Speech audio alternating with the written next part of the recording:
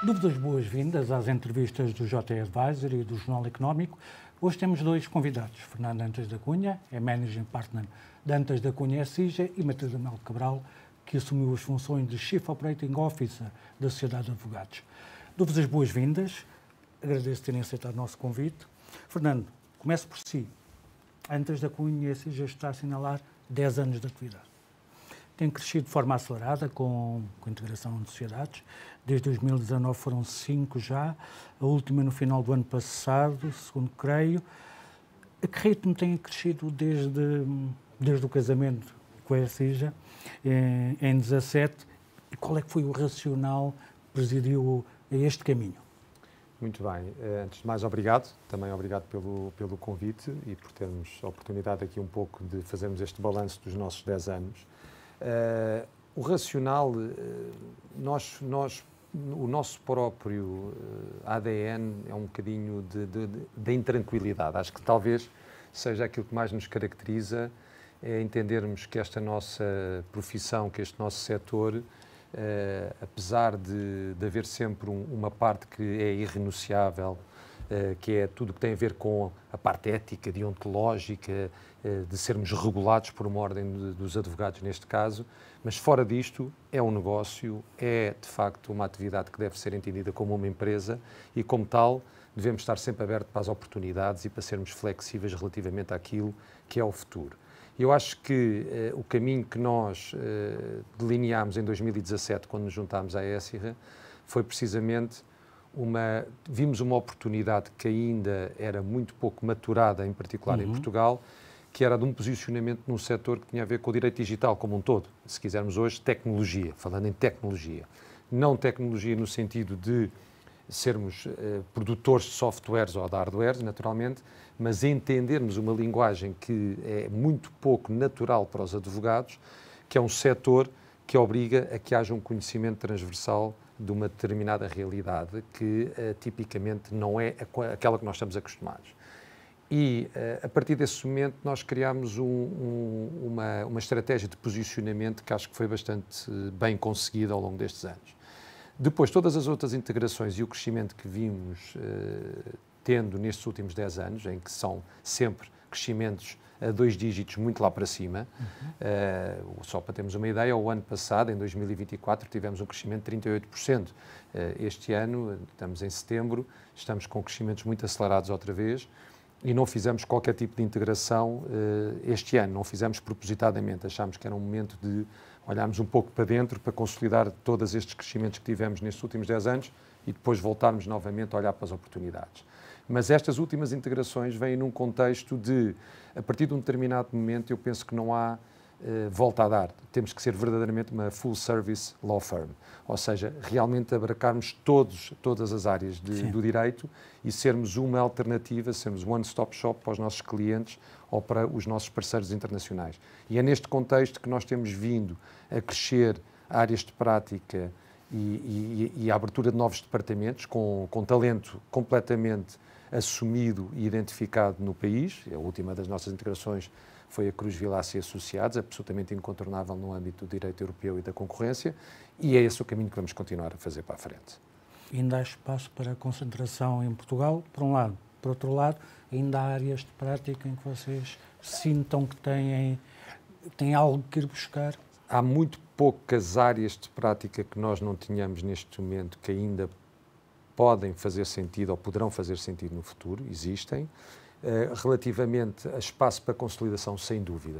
Eu acho que, em primeiro lugar, o escritório tem crescido a um ritmo muito exponencial e, por isso, acabamos por ter necessidades de integrações de equipas para, ao cabo, fazer face a esta necessidade e este aumento e este crescimento do volume de negócios e do número de clientes que nós temos connosco.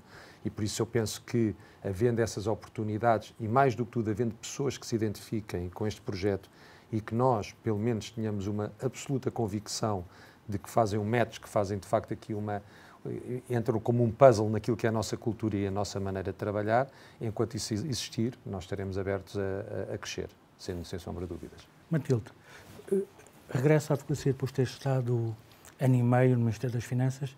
O que é que a fez regressar, por um lado, e o que é que O que é que aprendeu nesta experiência que traz, que aprendizagem é que traz para a sociedade? Agora, Andas da Cunha, o que é que traz de novo para uma sociedade de advogados? Bem, antes de mais, muito obrigada, é um gosto enorme estar aqui. Mas eu se calhar fazia ao contrário, ou seja, o que é que me fez ir para... Eu sempre foi uma ida com regresso, sempre combinei com o Sr. Ministro das Finanças que estaria no máximo de 2 anos, porque de facto foi um apelo que não consegui resistir, acho que está na base também da minha educação, da minha história familiar, e porque também acredito que, sendo posto este desafio, se nós não estivermos disponíveis para dar um bocadinho de nós ao país e ao Estado, então quem estará? E, portanto, entendi isto como uma obrigação, mas que, de facto, este é o setor, eu passei pelos mídias, pela consultoria, mas tenho mais de 20 anos neste setor. Exato. E, de facto, é o setor que eu gosto, é o setor que me viu crescer, desenvolver e que eu gosto. Portanto, tinha aqui um regresso anunciado. Tive a sorte de conhecer o Fernando no início deste ano e da vida nos ter juntado. Iniciámos um conjunto de conversas muito interessantes e cedo deu para ver que temos a mesma visão da advocacia, a mesma visão da advocacia de negócios, da transformação, a vontade de transformar e de contribuir para esta transformação no setor, mas também a mesma cultura. Ou seja, eu vejo na Antas da Cunha SR e na equipa de liderança uma garra, uma juventude, uma vontade de fazer diferente e esta certa inquietação que tem muito a ver comigo também e, portanto, achei que um projeto onde pudesse também deixar alguma marca transformativa fazia muito sentido. Do Estado, o que é que eu trago? Resiliência, maturidade, eu acho que a passagem dá-nos um bocadinho isso, não é? Às vezes dar um passo, estamos num ritmo tão acelerado e tecnologia e tudo, mas às vezes isto é muito de pessoas, essa capacidade de parar, analisar, comparar, pensar bem as soluções, acho que é uma coisa que é exigida aos governantes e acho que é uma coisa que eu trouxe deste último ano e meio. E a dimensão é diferente e onde esteve é transversal. Consegue tem de olhar para todo lado ao mesmo tempo. Exatamente. Qual é o desafio que enfrenta agora na Antas da Cunha? Eu acho que o desafio que eu enfrento é um bocadinho o que o Fernando estava a dizer, que neste último ano, se calhar, parar, ou seja, a Antas da Cunha teve um crescimento ultra acelerado, deve ser um case study a nível europeu nestes últimos 10 anos, estamos com 150 advogados, mais de 200 pessoas, e, portanto, eu acho que estamos a olhar também um bocadinho para dentro.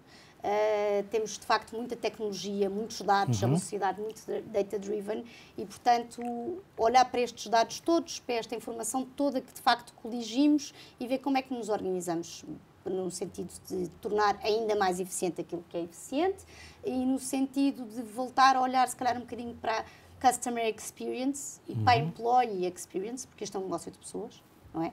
Trabalhamos para pessoas e com as melhores pessoas e como é que, de facto, organizamos este ciclo para garantir que quer o nosso talento, quer os nossos clientes tenham a melhor experiência nas diferentes áreas. A posição de CEO numa sociedade de advogados em que é um negócio muito pessoal, o interlocutor é muito personalizado, faz sentido neste momento da empresa exatamente para colar todas as peças para arranjar ali um sistema que é integrado para que todos funcionem. É a peça que falta para estabilizar a sociedade enquanto tal, enquanto sociedade e não um conjunto de áreas de prática.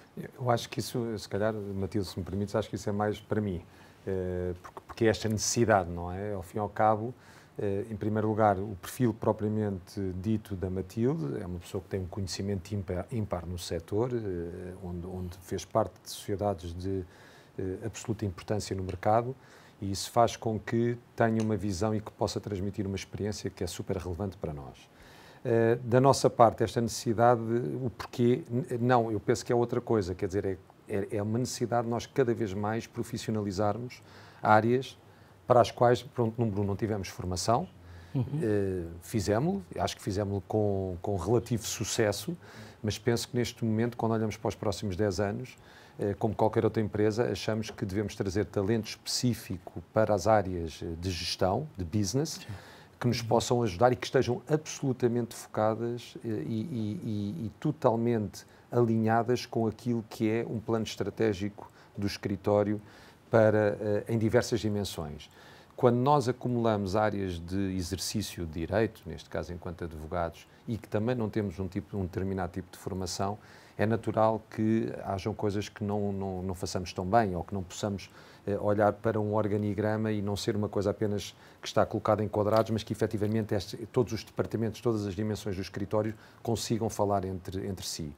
E aquilo que nesta recente entrada da Matilde para o escritório nos vem, ao fim e ao cabo, mostrar é que é possível termos uma outra cabeça de polvo, olhar para isto de uma maneira completamente diferente, que consegue perceber o que é que deve comunicar e o que é que deve ser totalmente autónomo e obrigar, ou neste caso, não só obrigar e ajudar a criar um conjunto de regras, de procedimentos, de rituais que façam com que haja uma comunicação muito natural entre todas estas dimensões.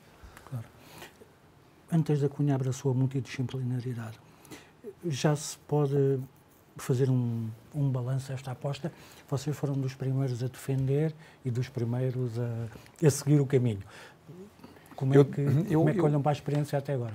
Basicamente, 2 pontos. Acho que há uma dimensão que é a possibilidade de hoje nós integrarmos outros setores de atividade e outras profissões a conviverem com a nossa, do ponto de vista jurídico.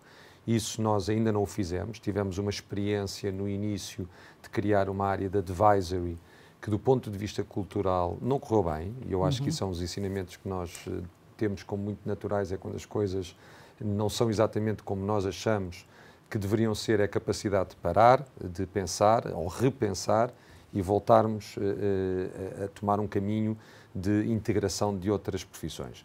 Continuamos absolutamente convictos com isso, estamos a fazê-lo de uma forma indireta e por isso eu acho que a multidisciplinaridade, e isso veio-se a concretizar porque outros nossos concorrentes já o vieram também a adotar.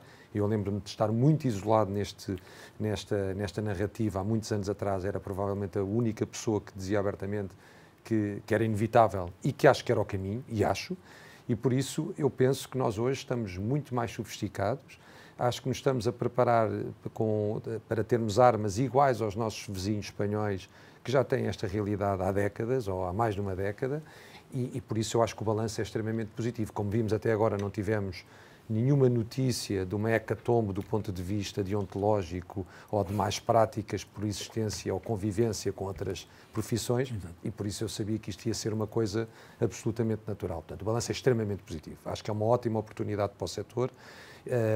Temos que estar preparados, não podemos estar encostados de uma forma confortável, porque neste momento há players agressivos, as Big Four estão neste momento a aumentar os seus departamentos legais para servirem clientes. Eu acho que isso é super bom para o mercado. E a oferta, e a abordagem ao mercado é como uma oferta mais integrada do que era antes. Sem dúvida. Antes era mais... Sem dúvida.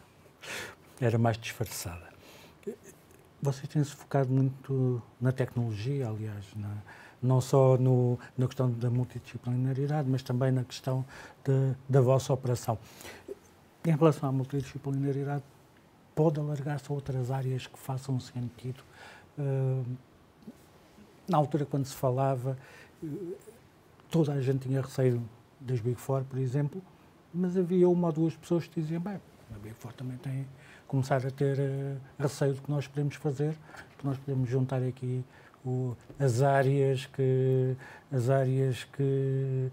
têm grande margem na consultoria. Faz sentido eu acho que no mais fiscal, na auditoria em alguns aspectos, ainda por cima com a aposta na tecnologia, faz sentido olharem para outras áreas? Nós temos, já hoje, se quisermos, na nossa marca internacional, que é a Essira, aprendemos, e como eles são muito mais, de facto, têm uma capacidade de implementação completamente diferente, nós já hoje temos 2 braços armados a que chamamos Advisory e chamamos a área Tech. Portanto, e isso Eu penso que a resposta à sua pergunta vem muito mais naquilo que é o posicionamento de um escritório ou de uma firma em particular. Para nós faz-nos sentido olharmos para a área do advisory, que é como uma área complementar e instrumental àquilo que é o nosso core business, e que faz todo o sentido termos dentro de casa, ou pelo menos parte dessa consultoria, e eu falo, por exemplo, de avaliações de empresas, falo na área da lógica do M&A na parte financeira, falamos em fundos europeus, em um conjunto de outras áreas onde pode estar envolvido nesta área do advisory. Fazerem parte... Uma one-stop shop. E lá está, porque culturalmente, dos valores que nós temos perante os clientes, proximidade, a lógica de conhecer extremamente bem os setores, pode fazer sentido isso e é uma coisa que temos estado a olhar com muita atenção. Do outro lado, a área tech, igual, porque não numa lógica de construção, uma vez mais, de softwares, mas quando nós hoje em Espanha já fazemos isto, assessoramos um conjunto de departamentos jurídicos de grandes empresas, de empresas cujos seus departamentos jurídicos têm 200, 300, 400, 500 advogados, empresas multinacionais e globais, e que ajudamos na transformação digital destes departamentos jurídicos. E tem uma parte que é absolutamente, que não há como evitá-la, que é a parte da tecnologia, entenda-se legal tech, para fazer parte destes processos de transformação. E por isso nós achamos que, sendo uns players muito privilegiados no conhecimento do setor como um todo, podemos também ajudar, não representando, mas estando ao lado de determinados parceiros. Somos agnósticos, portanto, nós não impomos aos nossos clientes a utilização de uma determinada ferramenta ou de um determinado parceiro, mas temos um conhecimento muito alargado daquilo que são as soluções do mercado para podermos ajudar os nossos clientes nessa área. Por isso eu diria que a multidisciplinaridade vem muito neste contexto. O que é que faz sentido, o que é que nós, clientes internos, normalmente necessitamos de ir buscar ao mercado?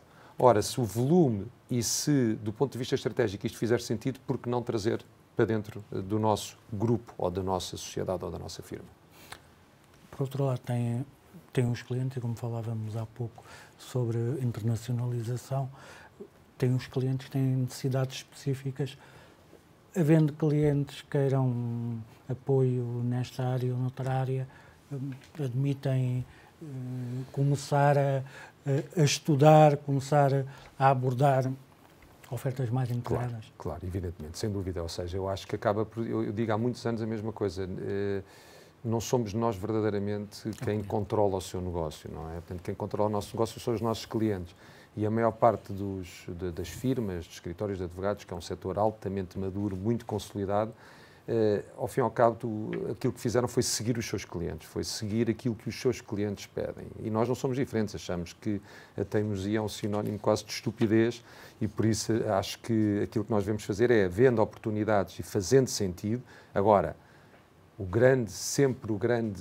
grande questão coloca-se com quem, porque são áreas que não conhecemos, são áreas que não dominamos, e por isso também, e já tivemos essas experiências no passado, quando queremos fazer as coisas que estamos muito convictos que fazem sentido, se não fizermos com as pessoas certas, a coisa não vai funcionar.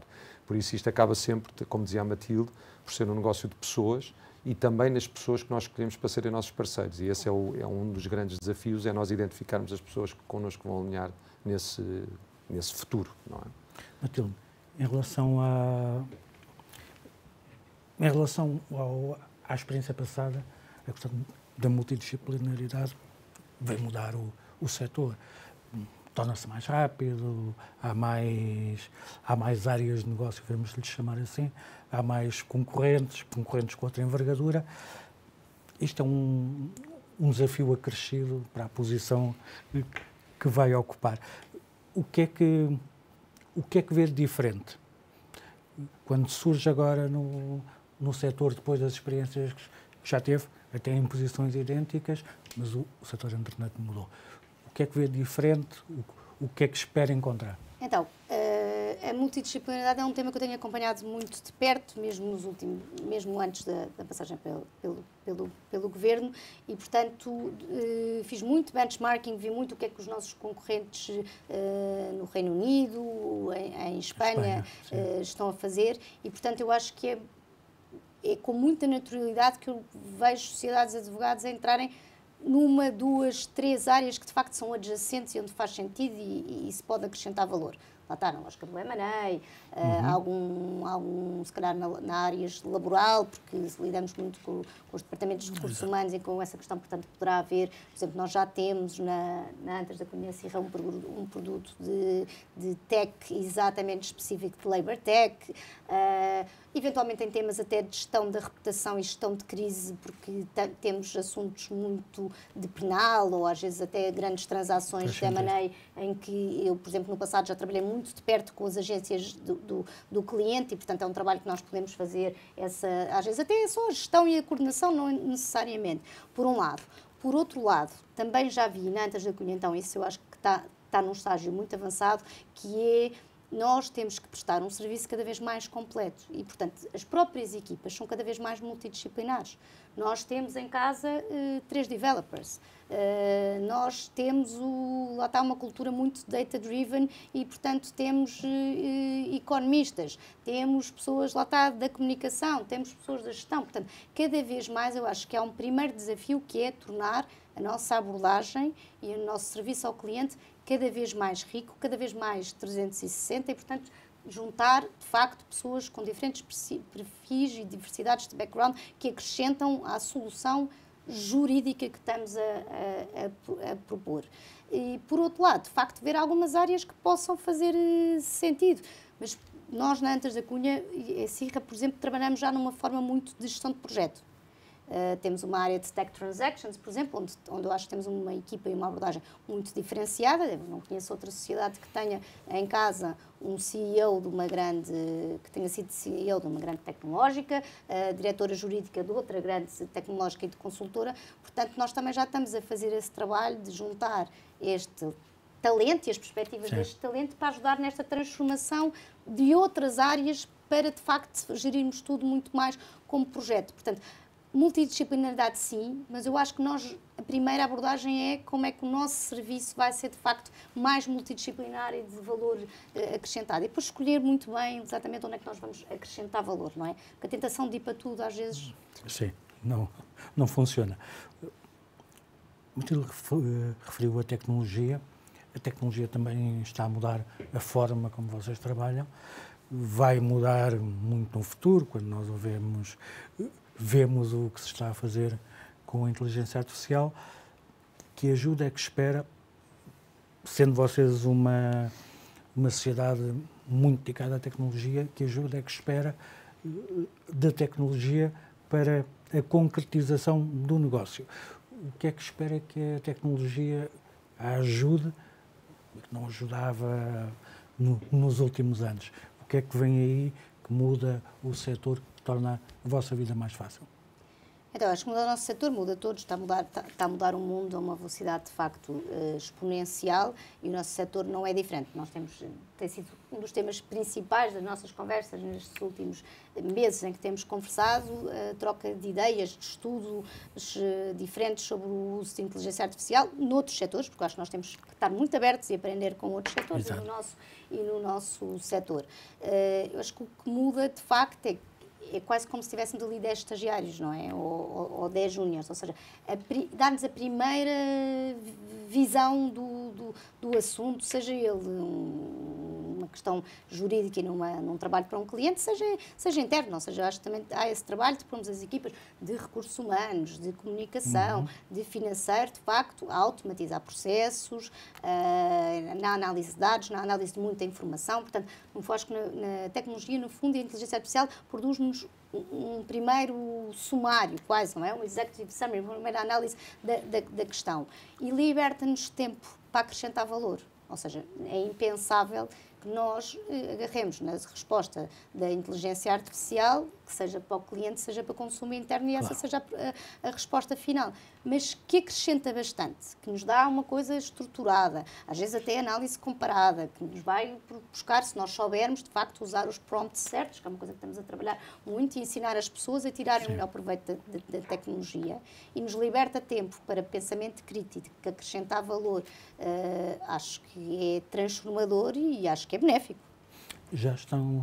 Referiu a análise de dados, já tinha referido antes, vocês já estão a utilizar a tecnologia para a análise de dados, vocês já estão a utilizar isso na relação com o cliente, já vão buscar dados, trabalham para que seja um acrescento ao processo?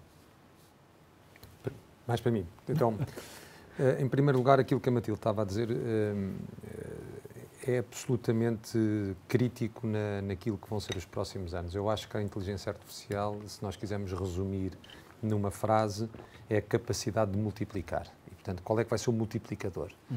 Há setores e profissões cujo multiplicador é 10, isto é, aquilo que se faz hoje com 10 pessoas far-se amanhã com uma, ou se quisermos aquilo que se faz com uma, vamos depois ter a capacidade de resposta de 10. O nosso setor, eu sou um bocadinho obcecado por isto, portanto tenho estado no último ano muito a fundo no estudo desta questão, para tentar perceber, ou para tentar pelo menos antecipar aquilo que serão as oportunidades e efetivamente as ameaças que daí advêm. E eu acho que o setor jurídico, e tenho falado com muita gente sobre isso, aliás, aqui um parênteses que tive a semana passada em Londres num evento de premiar, ao fim e ao cabo, as sociedades advogadas mais inovadoras. Nós tivemos a sorte de ganhar um destes prémios, precisamente de inovação, da estratégia, ao fim e ao cabo, da estratégia digital como uma alteração de modelo de negócios, e foi o nosso escritório que ganhou isso, mas todos os prémios vencedores tinham IA na sua base. Portanto, tudo aquilo que se premiou naquela noite foi projetos disruptivos, já utilizando ou com clientes ou numa fase de maturação, tudo à volta do IA. Portanto, o que é que nós achamos? Achamos que o multiplicador no setor jurídico não é de todo de 10, mas neste momento que estamos a falar já é de 2 e tipicamente vai passar para 5. E muito rapidamente. O que quer dizer que se nós quisermos, se estivermos a aproveitar e se soubermos aproveitar bem esta onda, rapidamente aquilo que nós hoje fazemos com os nossos 150 advogados, poderemos ter o equivalente a 450 ou 600 advogados numa fase muito relativamente próxima, relativamente a um médio prazo. E isso vai fazer com que se pergunte, muito bem, então, mas e o nosso modelo atual, o que é que vai acontecer? Vai mudar radicalmente. E vai mudar radicalmente não numa lógica de mandarmos pessoas embora, nada disso, nós estamos a prever contratar mais pessoas, mas muito mais de fazer o seu reskilling, portanto, ao fim e ao cabo, dotarmos estas pessoas de outras capacidades, que era um pouco isto que dizia a Matilde.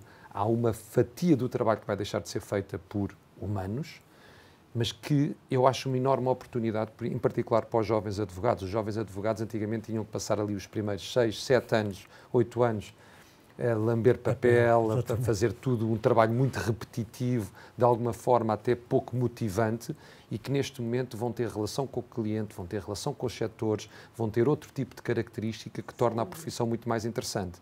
E por isso, parece-me que nós já o estamos a fazer, nós estamos a fazer um conjunto, nós neste momento, eu e a Matilde, muito perto, estamos a levar a cabo um estudo interno dos casos de uso que estamos a trabalhar, naquilo que por área de prática gostariam que fosse feito. Temos um conjunto de parceiros que já trabalham hoje connosco na área da inteligência artificial para fazer, ao fim e ao cabo, um mapeamento e ter um full picture de tudo aquilo que é a dinâmica do escritório no dia-a-dia e depois com quem é que vamos, entre aspas, namorar nos próximos anos para nos ajudar no desenvolvimento, na customização daquilo que são as nossas necessidades, que elas são diferentes seguramente na Antas da Cunha, do outro escritório de advogados e por aí adiante.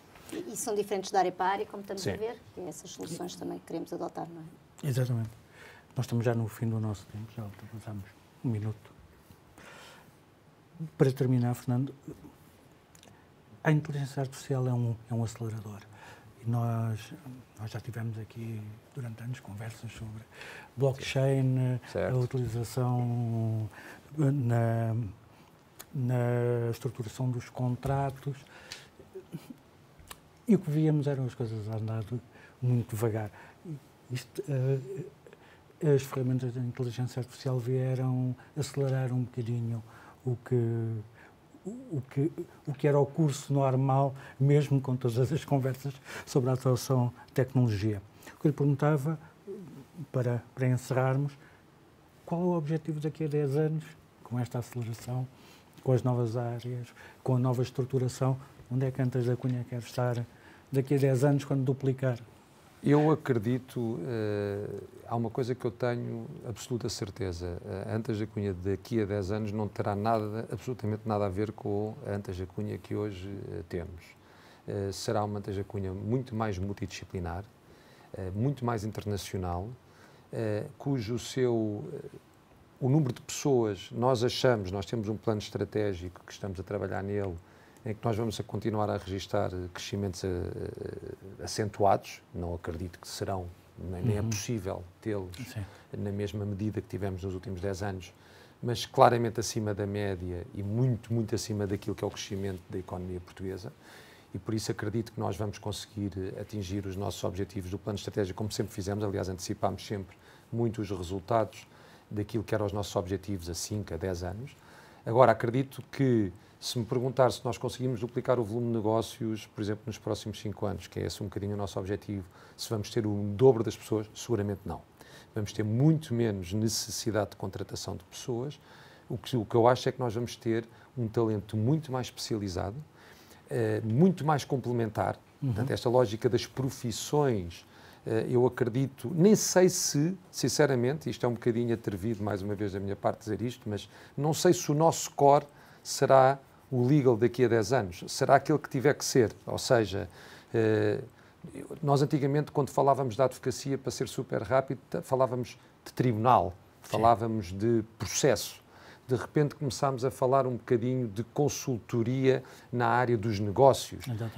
E agora aquilo que se fala é de compliance e consultoria na área de governance, etc. Portanto, aquilo que nós temos são diferentes dimensões, são diferentes pilares em que são como carris em que andam uns ao lado dos outros. E que a velocidade vai, ao fim e ao cabo, o que vai determinar é um bocadinho as necessidades do mercado. Portanto, nós hoje somos altamente procurados para todas as nossas áreas de projeto, de compliance propriamente dito, de consultoria, sendo que as áreas de processo continuam a crescer ao mesmo ritmo. Por isso, acaba por ser todas estas dimensões de negócio, quando elas aparecem, elas autoalimentam-se. E por isso eu acho que os próximos 10 anos são altamente desafiantes e eu espero estar cá para ajudar muito nesses próximos, e daqui a 10 anos estarmos aqui todos, espero eu, para fazermos o balanço dos 20, neste caso. Fernando, muito obrigado. Muito obrigado. Matilde, muito obrigado. Obrigado também a quem nos acompanhou. Esta entrevista pode ser lida na edição impressa do Jornal Económico, no JE Advisory, e vista e lida em jornaleconómico.pt, onde continuará disponível. Estará também disponível em podcast, nas principais plataformas. E nós encontramos-nos na próxima oportunidade.